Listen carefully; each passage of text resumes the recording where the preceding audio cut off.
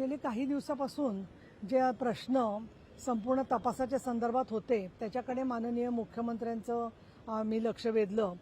आमच्यासोबत तिचे आईवडील डॉक्टर पालवे आणि तिच्या आई, त्याचबरोबर अंजली दमानी या प्रख्यात सामाजिक कार्यकर्त्या होत्या आणि त्यांनी तपासातल्या काही विसंगती लक्षात आणून दिल्या.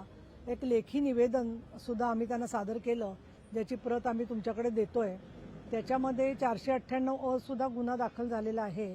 तर ज्या प्रकारचा छळ तिचा होत होता तो पाहता ही केवळ आत्महत्या नसून खून आहे अशा प्रकारची भूमिका आणखीन निष्कर्ष तिच्या कुटुंबियांचा आहे. तर या संदर्भामध्ये एका उच्चस्तरीय महिला IPS अधिकाऱ्याला मी नेमतो, जेणेकरून ही देखरेख व्यवस्थित होईल. अधिक त्यांचा जो जबाब दिलेला आहे तो आम्ही नोंदवून पोलीस घेत आहेत आणि फोरेन्सिकचे रिपोर्ट आल्यावरती पुढे अजून या गोष्टीला वेग मिळेल आणि कोणाचाही त्यांच्यावर माननीय मुख्यमंत्र्यांवर दबाव नाही आहे आणि कुठलाही दबाव किंवा कुठलाही हस्तक्षेप मी सहन करणार नाही असं देखील त्यांनी सांगितलं. 1 डिसेंबरला मी कुटुंबियांची भेट घेतली होती. त्याच्यानंतर हे परत मुंबईत आल्यावरती अंजली दमानिया काल पोलीस स्टेशनला उपस्थित होत्या, त्याही या संदर्भात बोलतील. परंतु उच्चस्तरीय चौकशीच्या मध्ये विशेषतः पुराव्यांच्या मध्ये ज्या काही विसंगती दिसत आहेत त्याबद्दलचा अजून प्रकाश पडला तर ज्या तिच्या मृत्यूला कारणीभूत असणारा जो आरोपी आहे त्याच्याबद्दलचे अजून काही सत्य समोर येतील असं दिसतंय.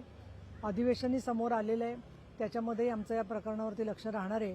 परंतु अगोदर डॉक्टर फलटणच्या, त्याच्यानंतर आत्ता डॉक्टर गौरी, सुशिक्षित विद्याविभूषित मुलींच्या अशा प्रकारनी मृत्यू होत असतील तर ते एक सामाजिक कार्यकर्ती, विधान परिषदेची उपसभापती आणि स्त्री आधार केंद्राची अध्यक्ष आणि एक आई या नात्यांनी अत्यंत दुःख आणि संतापजनक आहे आणि त्यामुळे स्वतः मुख्यमंत्र्यांच्या भेटीच्या वेळेला मी उपस्थित राहिले होते.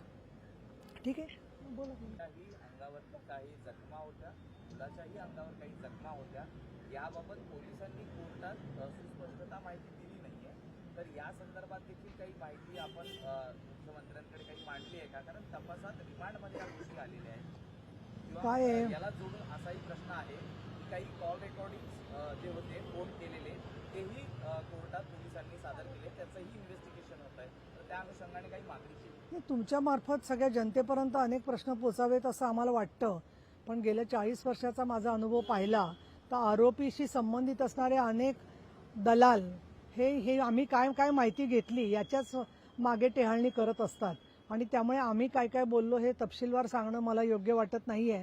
परंतु जे मुद्दे सगळ्यांच्या मार्फत, तिच्या आईवडिलांच्या मार्फत आलेले होते ते सगळे मुद्दे आम्ही मांडलेले आहेत आणि आम्हाला अशी आशा आहे की उच्चस्तरीय तपासामध्ये जे मुद्दे बाजूला राहिले असतील तर त्याचा समावेश केला जाईल.